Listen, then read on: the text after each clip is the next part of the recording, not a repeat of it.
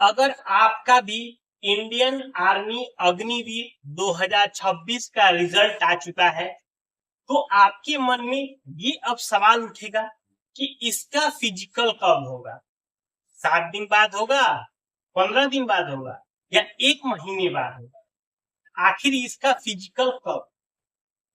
आप इस वीडियो को पूरा देखिए। हम इंडियन आर्मी के फिजिकल से रिलेटेड सारी जानकारियां हम देने वाले हैं। और अगर आप हमारे चैनल पे नए हैं तो हमारे चैनल को जरूर सब्सक्राइब कर रखिए।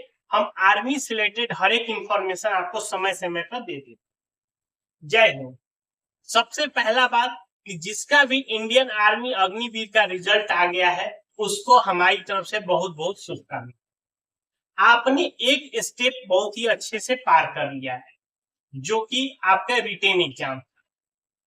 एक बात यह है कि आज के कुछ साल पहले जब इंडियन आर्मी का जब भर्ती निकलता था तो रैली भर्ती निकलता था जिसके अंदर बच्चों को पहले जाकर दौड़ना होता था और वहां पे जब बच्चा अपना फिजिकल हो जाता था तब उसके बाद उसको रिटेन एग्जाम देना होता था।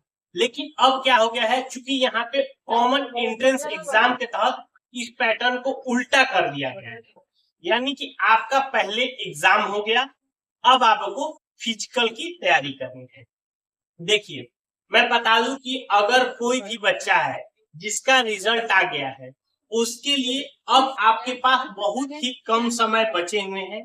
आप क्या करिए कि आप अपने दौड़ पे हाई, उसके बाद आपने बीम पे ध्यान दीजिए। मैं ये कह सकता हूं कि ये जो आपका फिजिकल है उम्मीद किया जा रहा है कि अक्टूबर महीने के पहले पहले तक, अभी जैसे चूंकि जुलाई चल रहा है, जुलाई 15 दिन मान के चलिए खत्म हो गया। अब 1-2 दिन तो भैया रिजल्ट आया तो थोड़ी सी खुशी तो जरूर मनानी है।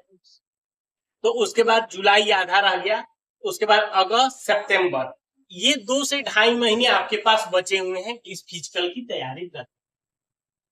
फिजिकल में जब आप जाएंगे तो सबसे पहले वहां पे एक मेजरमेंट भी होगा, फिर आपका फिजिकल होगा और उसके साथ साथ आपका डॉक्यूमेंट वेरिफिकेशन होगा।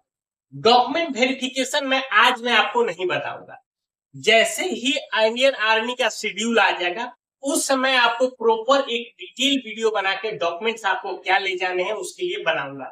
मैं इसीलिए बोलता हूँ हमारे चैनल को सब्सक्राइब करके रखिएगा तो आपको सारे इंपॉर्टेंट वीडियो समय पे मिल जाएगा। अब देखिए जब आप फिजिकल के लिए जाइएगा तो सबसे पहला आपका मेजरमेंट किया जाएगा। मेजरमेंट यहाँ देखिए, अगर जो भी बच्चा यूपी ईस्ट से है, बिहार, झारखंड, वेस्ट बंगाल और उड़ीसा, इस 4 राज्य के कोई बच्चा होगा तो उसका हाइट 169 सेंटीमीटर मेजर किया जाएगा। ठीक है। और उसके बाद अगर कोई वेस्ट यूपी का है, मतलब वो उत्तर प्रदेश के पश्चिमी भाग है, फिर उसके बाद पंजाब का है, हरियाणा का है, दिल्ली या राजस्थान, इन राज्यों से अगर कोई भी बच्चा बिलोंग करता है तो उसका जो हाइट है 170 मतलब 170 सेंटीमीटर मेजर किया। इसके अलावा अगर कह सकते हैं आसाम से है, झारखंड से है या कोई और है तो उन लोगों के लिए वो 163 सेंटीमीटर हाइट मेजर किया जाएगा। ये तो हो गया आपका हाइट मेजर।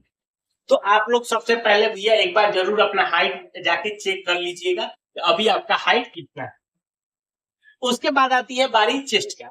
चेस्ट सभी के लिए कॉमन है, 77 सेंटीमीटर नॉर्मल कंडीशन में और उसके साथ साथ 5 सेंटीमीटर का आपका फुलाव, यानी कि 77 और 5 हो गया आपका 82 सेंटीमीटर आपको फुलाव के साथ होना चाहिए।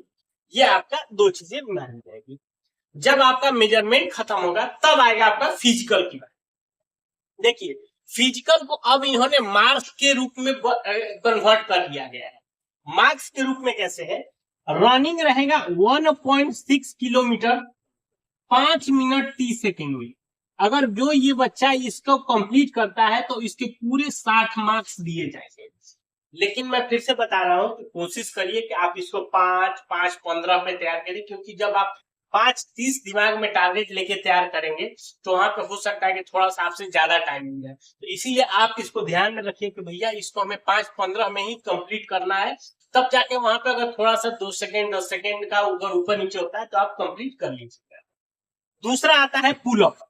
पुलअप कहा जाता है बीम को। देसी भाषा में क्या आता है कि एक पाइप बांधा रहता है, उसके ऊपर आपको चढ़ के अपने आप को सीधा एकदम स्ट्रेट आपको खड़ा करना रहता है।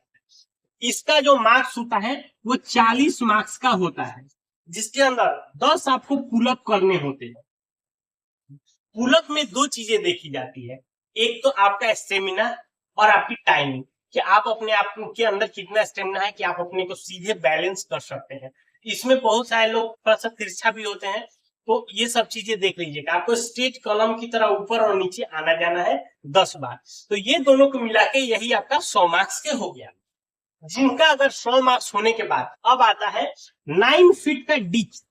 डिच कहने का मतलब कि आपको दौड़ना है, दौड़ने के बाद एक गड्ढा रहेगा, गड्ढा ये 9 फीट का रहेगा और 9 फीट आपको यहाँ से छलांग मार के यहाँ पे पार करना है। ये जो होगा ये क्वालिफाइंग नेचर का होगा, इसका कोई मार्क्स नहीं रहेगा, लेकिन आपको हर हाल में इसको पार करना है। अगर आप पार नहीं करते हैं, भले ही इस दोनों में आपका नंबर अच्छा लगेगा, अगर आप पार नहीं करते हैं तो वहां से आपको बाहर रास्ता कर दिया जाएगा। इसकी प्रैक्टिस भी आपको अच्छी करनी। उसके बाद आता है जिगजैग बैलेंस। जिगजैग बैलेंस क्या होता है? एक चौड़ी इतनी पट्टी रहेगी, वो टेढ़ी टाढ़ी रहेगी, उसके ऊपर आपको जाना है और आपको अपने आप को बैलेंस करना है कि आप गिरे नहीं। ये भी है आपका क्वालिफाई नेचर का, इसका भी कोई मार्क्स नहीं है, लेकिन आपको उसके ऊपर आपको अपने आप को बैलेंस करना है। ये दो चीजें जो मैं 9 फीट डिच और जिगजैग बैलेंस, ये क्वालिफाई नेचर का है, इसका कोई मार्क्स नहीं है, लेकिन इसको हर हाल में पार करना है। अगर आपको थोड़ा सा ये चीज कंफ्यूजन है कि जिगजैग क्या है या 9 फीट डिच क्या है, तो आजकल आप मोबाइल पे गूगल पे सर्च मार के देखिए, वो सारी चीजें आपको समझ में आ जाएंगे।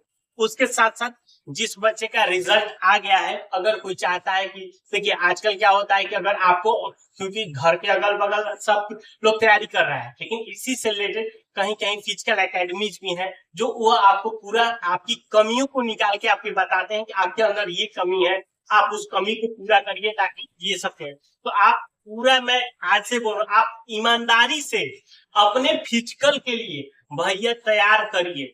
आप सोचिए कि यही मेरे लिए अंतिम मौका है कि मुझे अपना जॉब लेना ही लेना है। तो अगर ये इस तरह से आप सोच के दिमाग में, ये मेरे लिए अंतिम मौका है, मुझे किसी भी हाल में, चूंकि अब रिजल्ट तो हो गया, अब फिजिकल मुझे हर हाल में पास करना है। ठीक है, तो इसके अलावा कोई और जानकारी चाहिए तो नीचे कमेंट करके पूछ सकते हैं। मिलते हैं नए वीडियो में, तब तक के लिए